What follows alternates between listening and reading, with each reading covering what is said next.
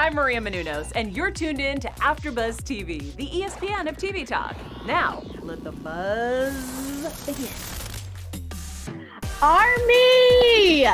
Welcome back to the final. That's right, the final episode, the season finale, episode 7 of BTS's docuseries Break the Silence. I'm Veronica Valencia, and I am joined by my co-host Trina. How are you doing, Trina? Hello. Oh, excuse me. What? I was gonna say Trina Dong. I'm sorry. Oh no, that's okay. One name's fine.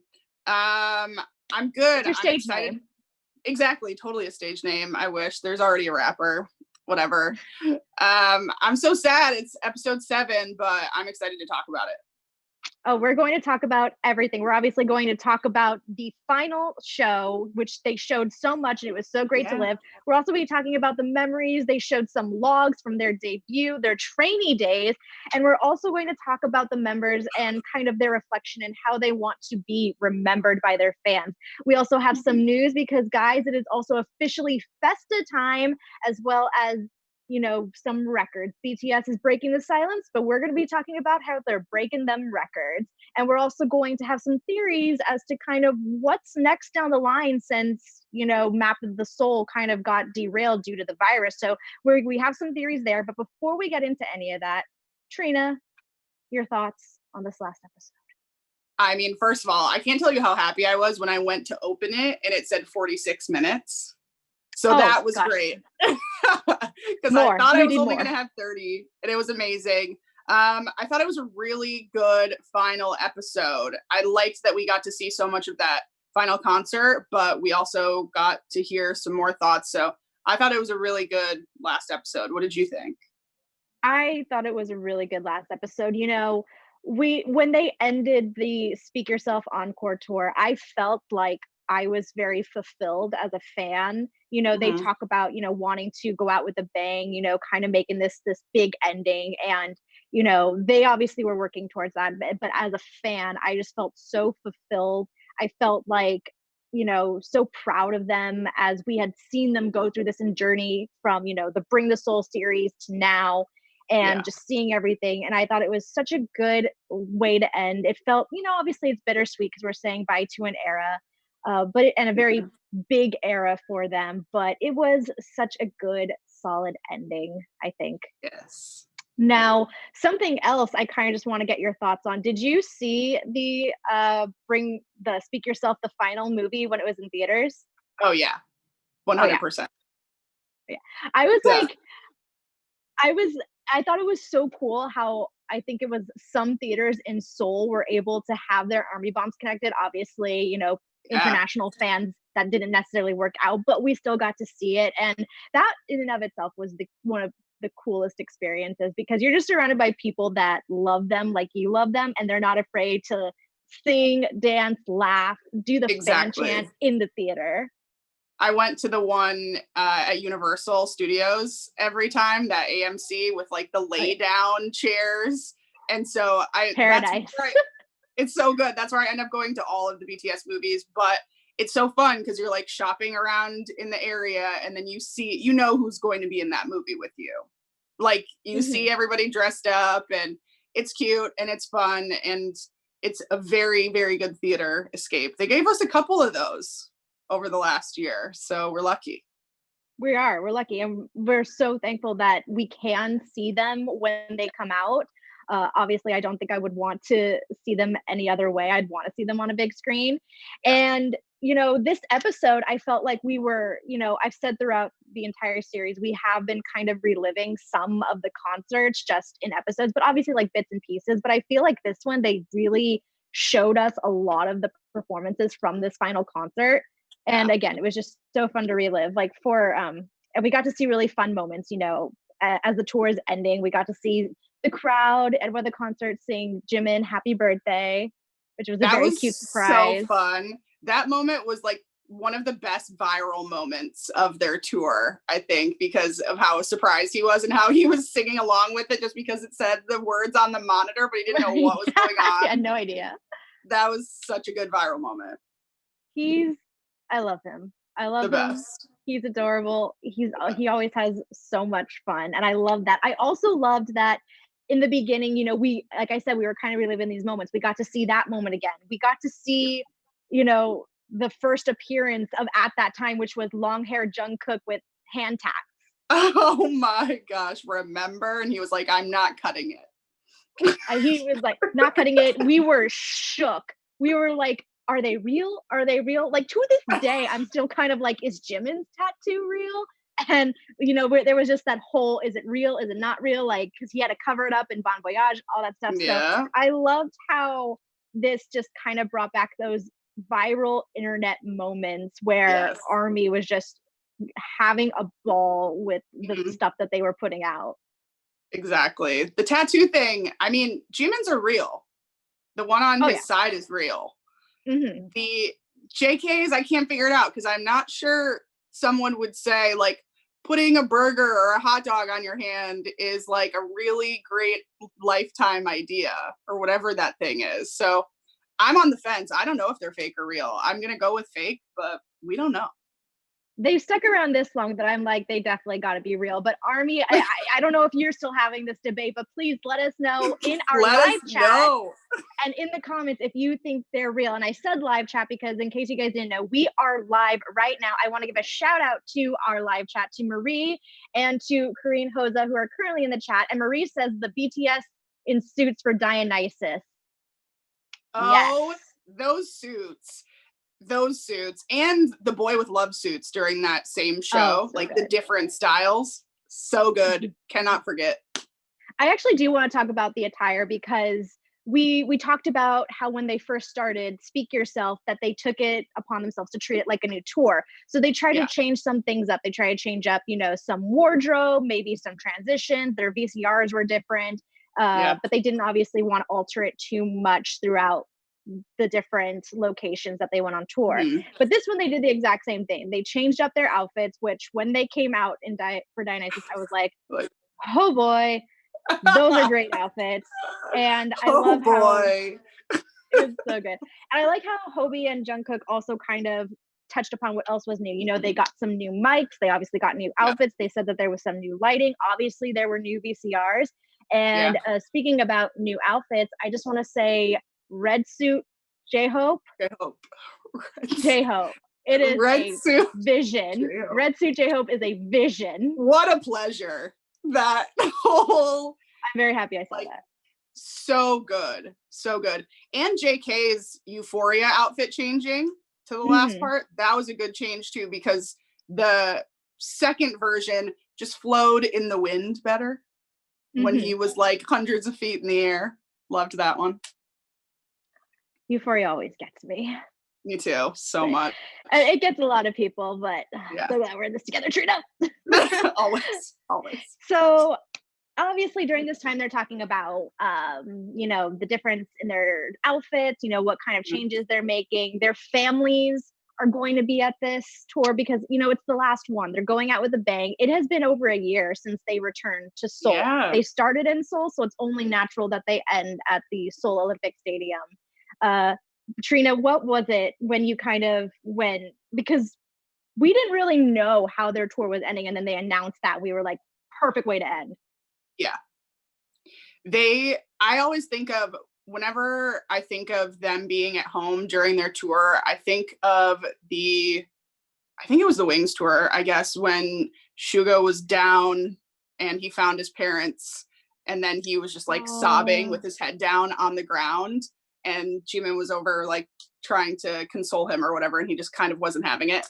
But that is a moment I think of whenever they're at home and they get to be in the same vicinity at all as their family, but they get to, you know, have some pride and impress the people that, you know, made them, that brought them here. So I love when they get to be at home, because it's only fair that they get to be home sometimes, right? Because they're not home very often.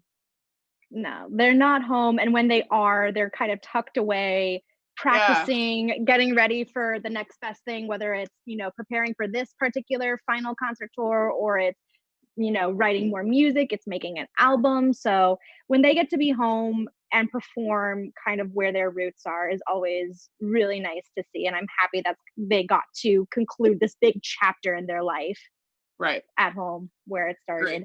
A quote that V said, he said, he wanted to show audiences how fun their concerts are. Yeah. And this quote was just, it touched me because it's true, you know, like they talk a lot about, you know, wanting to connect through their music and everything, but I think this one can really resonate for anyone. You know, if you're someone who doesn't necessarily know who BTS is or what K-pop is, no one can deny give a stellar performance. Oh, I mean, that's why I think so many new people keep coming in. They don't have to be ARMY, but new people that are like, oh yeah, that's good. Because you can't ever say that what they're doing isn't at least a really amazing performance. Even if you don't like how it sounds, they're always going to be fun and always going to be great because that's just who they are. Yeah. They just want to have fun. They just want to do their best.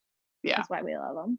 Exactly. And then let us also talk about, you know, they were just kind of a lot of like nice moments that the members said throughout this entire show. You know, one of the things JK said is that, and Yoongi, that they grew as a person. They have this kind of like new state of mind when it comes to performing. Their love for the stage grows.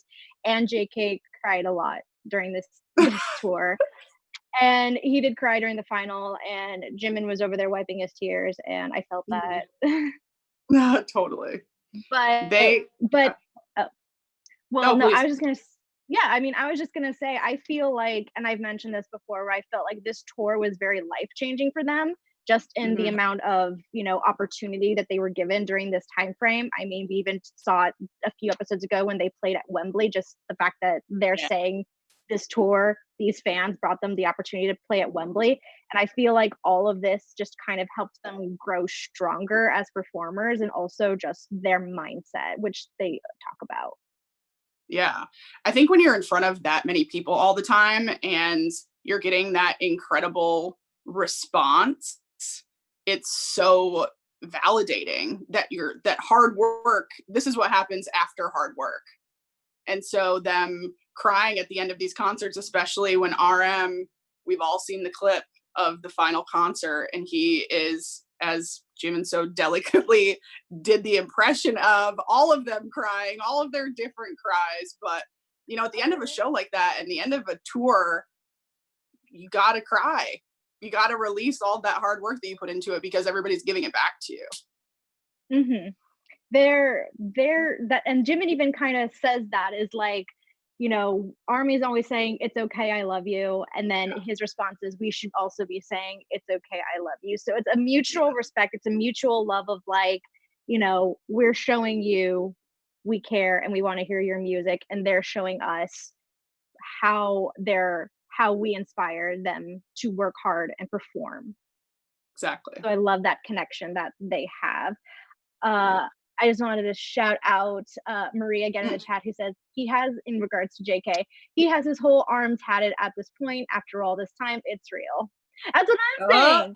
It's like, after all this time, it's still there. That I'm like, it's gotta be real by now. If y'all don't think that they can just have someone come to their dorm and retouch fake tats, like that, you know, can definitely happen too. It's true. It's completely not out of the question, but I'm like, I don't know. That's a lot of maintenance, but it is. We don't know. It has been debated because we don't know.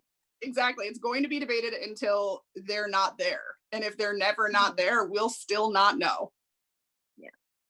So another thing, Trina, we've talked on the show about just, you know, how you've even mentioned how the members of BTS were like destined to find each other. We've talked about how they're super close, how if one feels like, you know, like they've messed up, or if one feels down, they all feel down, and how they all lift each other up. What did you think of RM's comment when he said, we're something in between family and friends? Yeah, I think that is probably the best way to describe it. Because if you think about it, if you talk about it in conversation, you're like, no, they're more like brothers, but they're also not brothers. So that is, I think, the best way to explain it. And then I don't remember who was speaking afterward. Maybe it was still him, but about how they also argue. So I think maybe that's the family part, right? Is that you can argue with your family, but no matter what, at the end of that, they're still going to be your family. And so, but then when they're having fun and messing around and having a good time, like Shugo was saying that they do off broadcast, off camera, that's maybe more the friend part.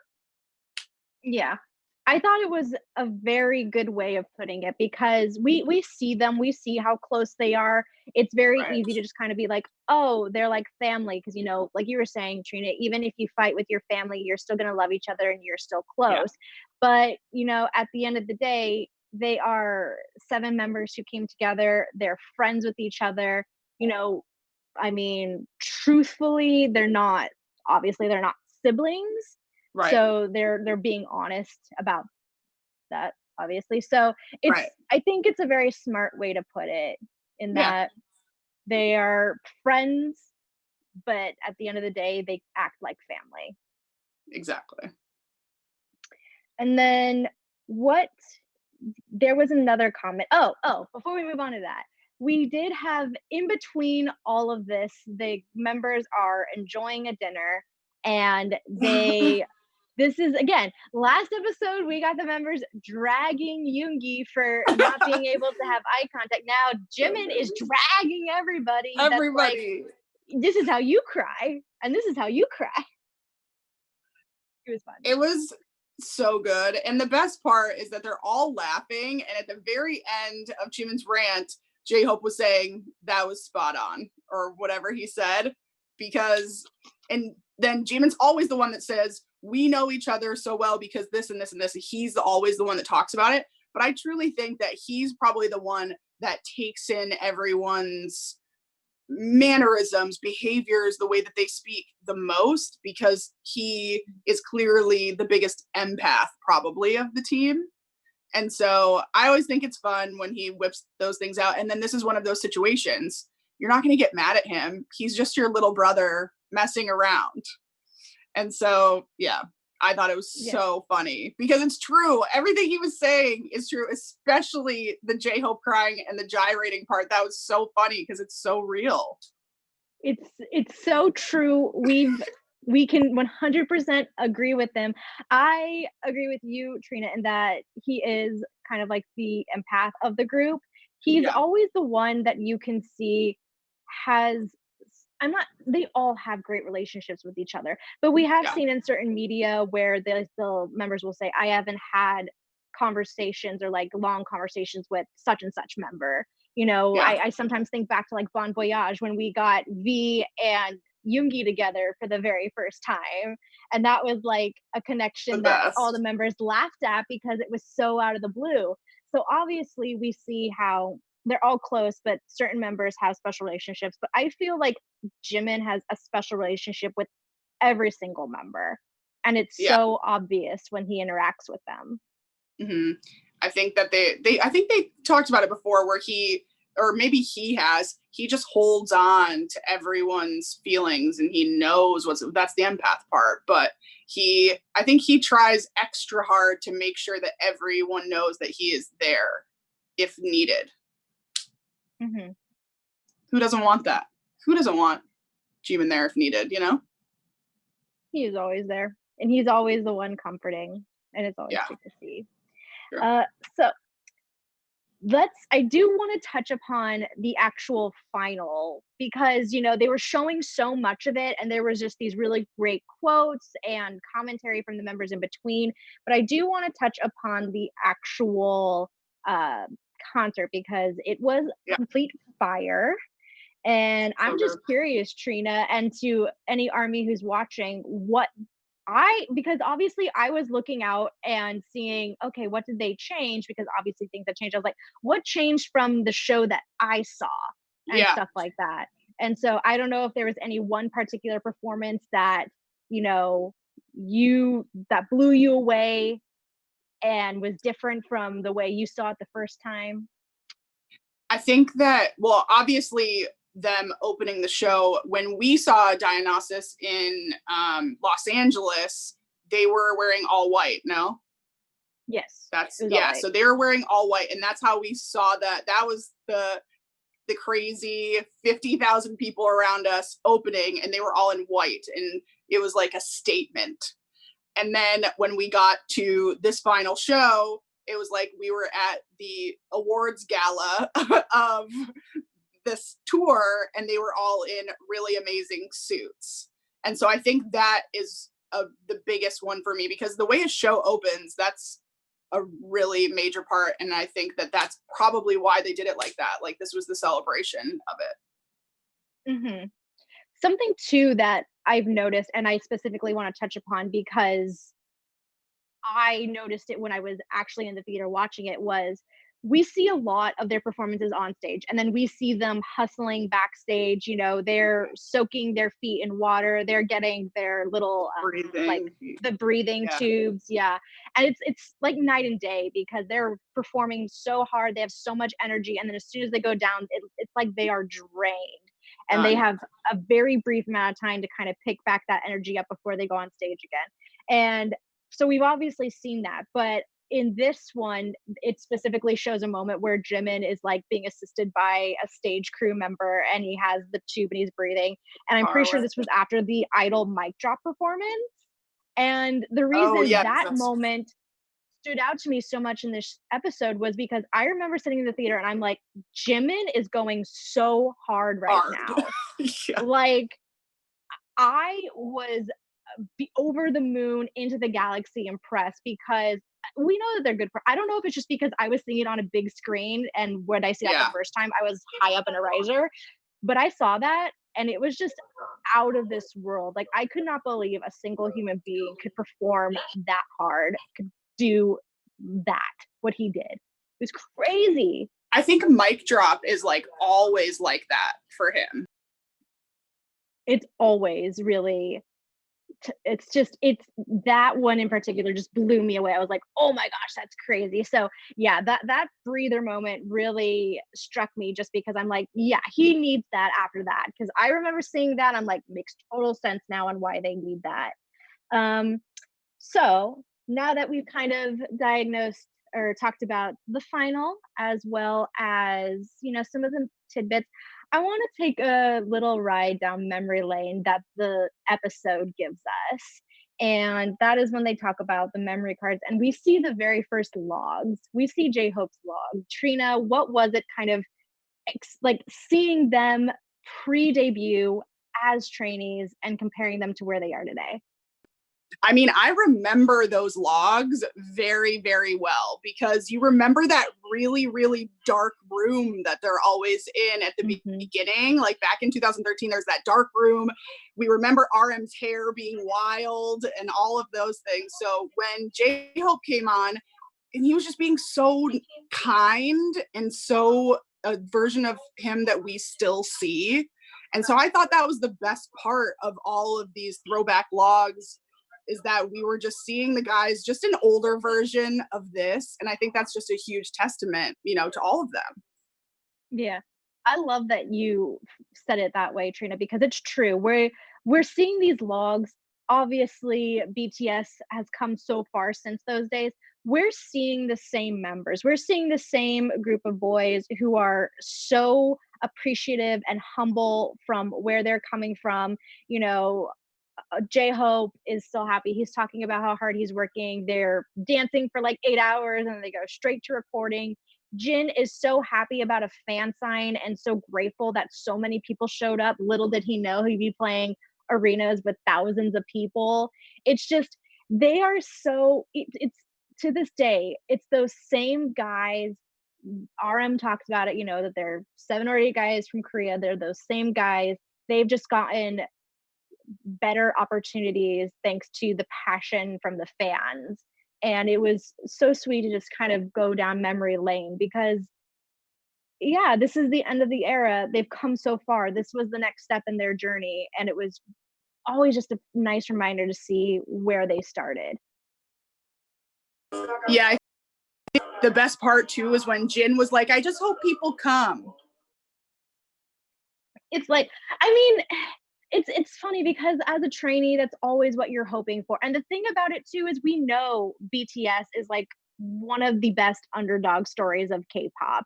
They came from an unknown an unknown label that didn't have a lot of power when it came to marketing like the big three. So the idea that people might not come to their fan sign was a legitimate fear because they didn't have the firepower that the other labels had to be like, hey, come see this group. Like it was all up to them and the team behind them to put themselves out there on social media to say like, hey, here's this group that we think you would really like. And we did. And they grew and they grew and they grew. And so I think that too, it's you know, that's something that the fandom has just kind of acknowledged about them is like they are the underdogs, kind of how they came up in the industry. The underdogs, but always really good guys, no matter what. No matter what. Now, I want to go into kind of the ending part of this episode, which is the members all talking about how they want to be remembered. And it was such a cute moment because some of them, they're all genuine, but some of them have kind of simpler answers. Others have these more sentimental answers. Trina, we're going to go over all of them, but was there any one at the top of your head that struck you?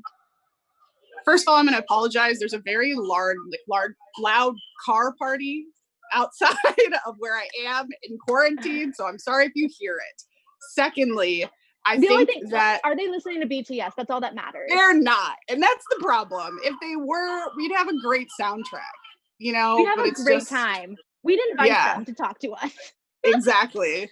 I think the one that stood out the most to me was Suga's because it's so him, and he was like, I don't know, maybe for being the funny one, which is obviously like not the one that we were gonna peg him, although he is very funny. Let's give him that. That's totally fine. Yeah. But yeah, I thought that was really cute. And then of course, JK just saying he wants to be the one that people remember was a good guy and that he's irreplaceable. And yeah, but I kind of think all of them follow through with everything that they want us to remember them as.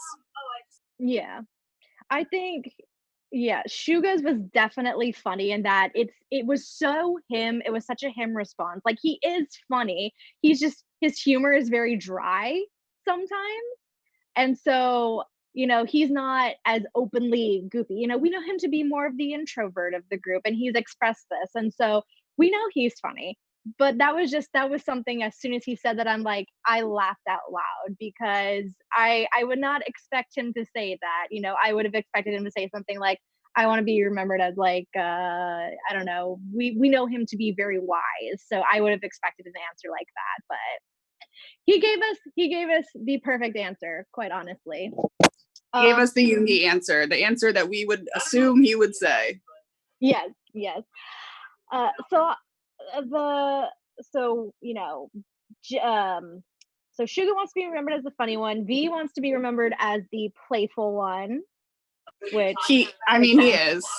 Yeah, he'll be remembered as that for sure. And the rest, that's funny that he thinks he likes that they call him the restless one, because you do get that vibe. He's just like, I am kind of restless, and yeah, that's that. Yeah.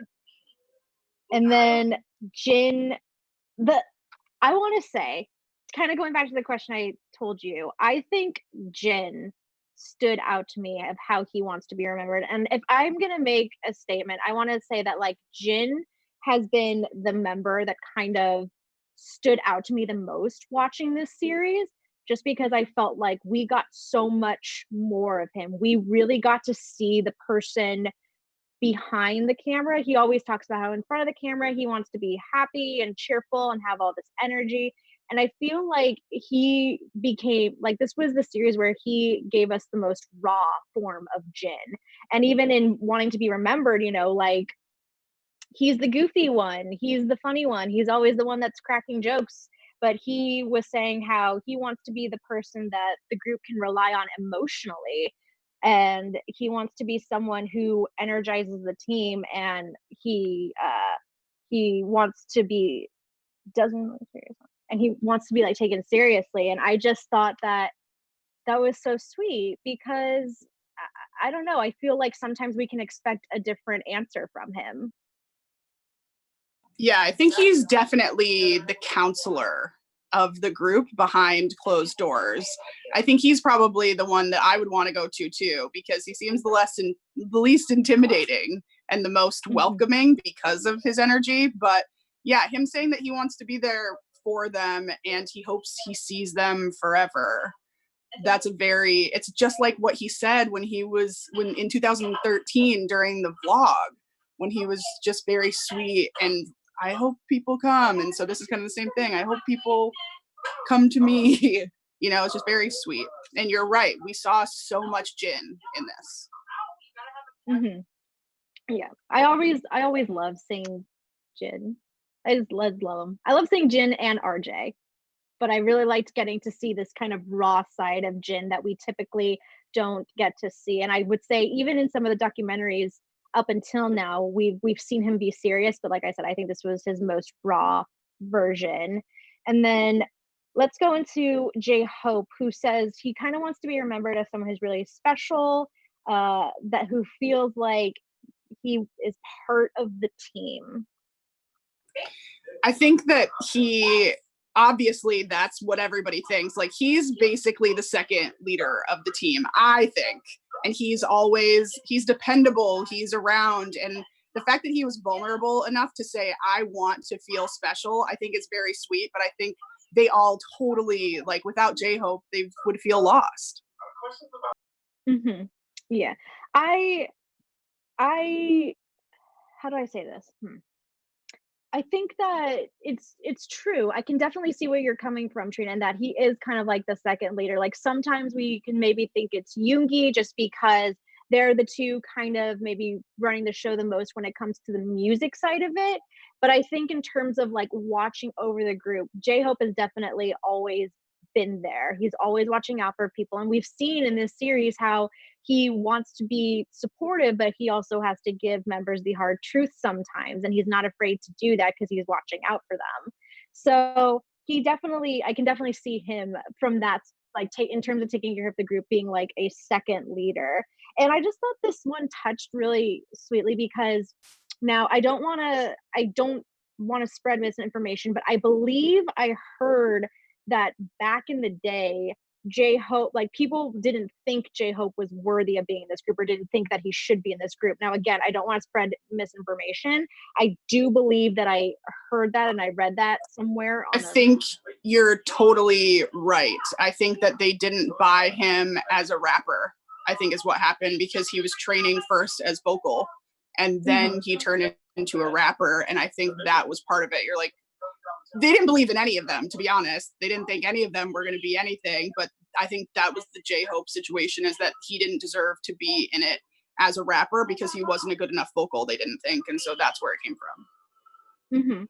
And Army, if you're watching this, let us know if you remember this particular situation in the comments. Let us know if maybe it was something different, but that's kind of what Trina and I remember. And so obviously thinking back to that and then thinking in this moment right now of him saying, I want to be considered as someone special. I want to feel like I'm needed and I'm part of the team.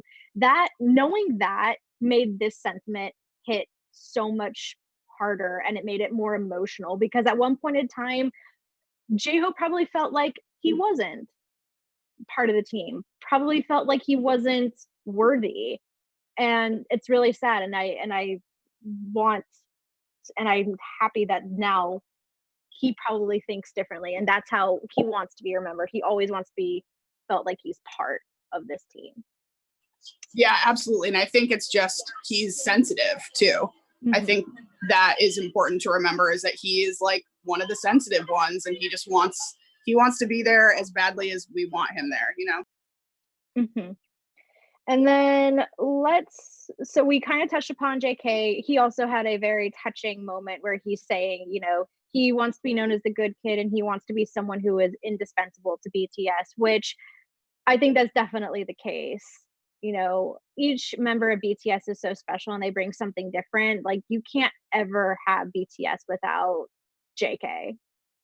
No, absolutely not. Even when he got hurt, they were like, but he's the center of all the dances. What are you supposed to do?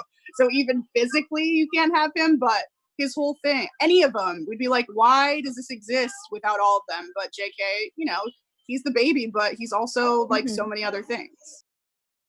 So I really loved his response as well, because that's how he wants to be remembered. And I think that's definitely the case. And then finally, we have RM, who says he kind of touches upon a previous topic and says he wants the members to think of him the way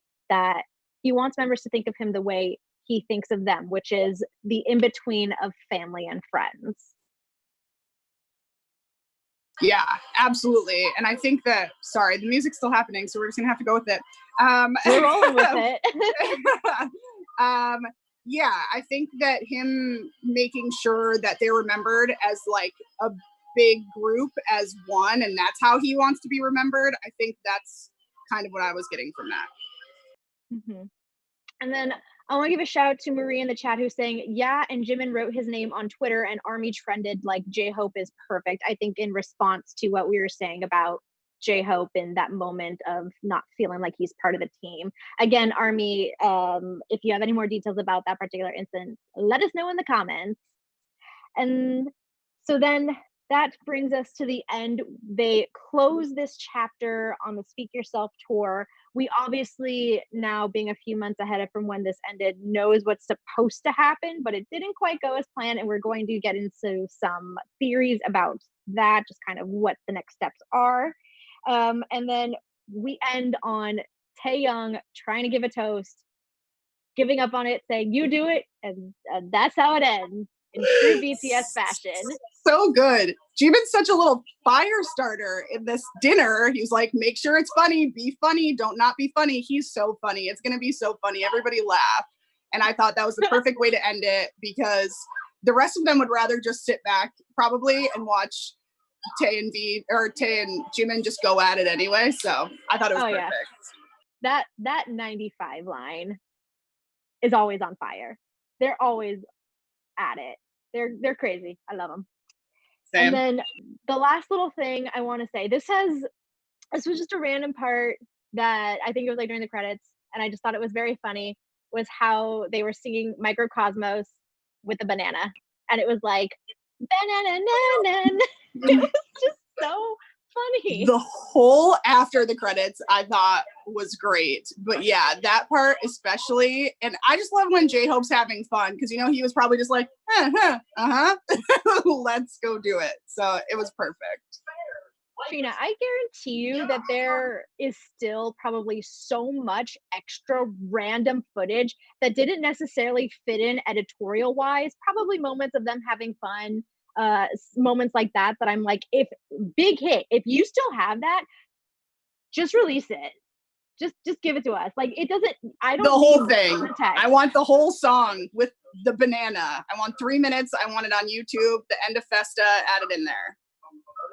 Just, that should be the extra thing. If Big Hit, come on, listen to us. But all those moments, I could just watch them. I don't need context. That's how much we love them. And I'm sure they got a lot of them. So Big Hit, if you're looking for something else to release, do that. All right, so immediately, Army, as soon as possible. Immediately. So Army, that wraps up our coverage of not our coverage just yet, but the final episode of Break the Silence. It was a powerful documentary. Trina, do you have any final words of your thoughts on this series? I'm just so happy that we got it in this time.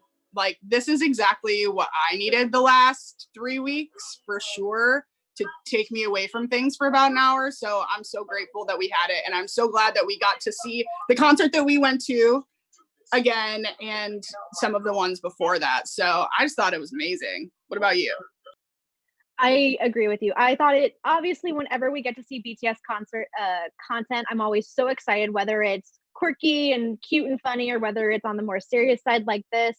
I love being able to see content like this. I love that so much of what was in it also corresponded to kind of what was being released today. And like you were saying, Trina, it's just, there's so much going on right now that sometimes just for a little bit, for your mentality, you just need a little bit of comfort. And for so many people, this was that. And so I'm very happy that we got it. And it shows, we just respect the members even more now. We love seeing, what was going on. And I love seeing that we learned about what was going on during like one of the biggest tours ever. So I loved seeing the behind the scenes of that. Absolutely, because since it was so big, there's clearly so much stuff that we're not going to see as far as like preparation goes, things that go wrong, or like exhaustion, and kind of trying to understand what that means while we're out there. So every time they bring one of these things to us, whether it's the theaters or this, we get an insight on what it's like to live this life and to be who they are. And, it's so fun, but also very interesting. Yeah. And even though Break the Silence is done, BTS never leaves ARMY craving content. They're always just feeding us all of the good stuff. So let's get into some news about what is coming up next. AfterBuzz TV News. All right. We got Festa, everybody. Who else woke up to that video today? You? Raise your hands, ARMY. So obviously a couple of days ago, BTS released their Festa schedule. So today was the opening ceremony, and there are a couple of things on here that we see. Some ARMY were quick to specifically point out Still With You on June 5th, and then We Are Bulletproof the Eternal on June 12th. So what does it mean? I can try and put it together. I'm gonna be wrong, or I might be right. But we never know until we know, certain. Exactly. Yeah. So we are in Festa mode. On June 13th, we are getting a special video. That's from what I can tell, but it seems like Bang Bang Con the Live might be the big finale of Festa, which is super exciting. Which makes sense, because I don't know what could be bigger than that. It's going to be perfect. Yeah. I do want to touch upon Bang Bang Con the Live just real quick and maybe get some of your theories, Trina. So obviously we were supposed to be in the middle of the Map of the Soul tour, Map of the Soul World Tour right now. And obviously we're not getting that because of the global health crisis that is going on. Do you think that Bang Bang Con the Live is going, because it's an hour and a half, do you think it's going to be just a casual performance, or do you think they're going to show us possibly what, like some of the stuff they were going to do during this tour? I think we're going to get because all of the music programs in Seoul are on. Like, they happen weekly. They're just performing in front of no audiences. So tons of other groups are still, doing their comebacks, and they're doing the normal thing right now. So they can easily get stage, sound, the whole thing at one of those venues. So I think that's totally what's going to happen. I guess they could be in their practice room, but I highly doubt that they're thoughtful enough that if we have to purchase tickets to it, they're going to make it worth it. That's what I think. So, but listen, all I want, this might be selfish, but I just want to see Friends live. Like, that's the thing I was looking forward to the most, was Friends live. So if I get that, whatever. My heart. Just you saying that, just the idea that we would have been able to see that. Oh, beautiful. And obviously we can't. So I, like you were saying, Trina, if we have to buy tickets to this, they're obviously going to make it worth their while. I think, because we don't know when we'll be able to see a concert again. Obviously, different countries are at different levels when it comes to combating this virus right now. Korea is obviously in a very different place from America right now, but we still don't know whenever people are going to feel safe and when venues are going to be safe enough to go to concerts. It could be a year, it could be a year and a half, it could be 2 years when we get a vaccine. So I think the idea that we could potentially see some stuff that they were going to do for this concert is very possible, especially because they've worked so hard and they haven't been able to showcase any of what they were working on yet. So, and they don't know when they'll be able to. So I think it makes sense that they could very well do that. I mean, I hope so. And I hope all the work that they did doesn't all kind of go for naught for a long time. I think it would be too bad if they didn't at least get to show some of the stages this year. Mm-hmm. So we're going to get it. We'll get a lot of stuff, I think, but I think that we'll get the majority of the new album. Mm-hmm. And so I think that's what we're getting. I hope that's what we're getting, but we'll just have to wait and see. So we're in full Festa mode. There's going to be something every day to look forward to. And wait, can we just talk about the video that we got today? Yes, Airplane Part 2. I mean, that first of all, they look so different. 2018 seems like such a long time ago because mostly JK looks different. But I was gonna say pink haired JK is like a whole other level of just like, who is that guy? Not even human, like a completely different entity. So fun. But it was really fun to see them having fun like in the summer. It made me jealous. And it was the best thing to wake up to today. So it was so fun. I honestly really love Airplane Part 2. It's once again, it's like they dive into so many different types of genre of music. That is just one particular case where they do that. They are not only one type of music. And then obviously, what was it? It was J-Hope and B that were having like their moment. Yes. Their slow dancing moment. Yes. So good. So good. It's like we look at that and every little moment we love it. It's so good. So it was a 3-minute video, but it was honestly just a little piece of comfort, like you were saying, we need. So that wraps up our news. Now, as I mentioned at the top of the segment, or did you want to say something else, Trina? No, I was just gonna go on about it. It's not important. We'll hit you up on Weverse. Exactly. So I mentioned at the top of the segment that the BTS is breaking their silence, but we're going to be talking about how they are breaking records. And ARMY has been working really, really hard to get a specific music video to reach a certain milestone. Trina, do you want to take it away? Okay, we all know that DNA is the most viewed music video of BTS, of all of BTS all time. But y'all, you guys hit 1 billion views. Billion with a B. How crazy is that? 1 billion views. I don't know the stats of everybody else, but I can't imagine anybody else has ever hit 1 billion views. Am I wrong? Well, because I looked it up, and according to an article put out by Soupy.com, BTS has become the first boy group to reach the milestone. Psy's Gangnam Style has reached this milestone, and so has Blackpink reached this milestone. So they become the first. Wait. What did Blackpink hit it for? For Boombayah? No. Oh, do? Yeah. Interesting. 1 billion, huh? I haven't looked into it. This is what the article has said, but it makes me wonder, like, what other videos have reached 1 billion views?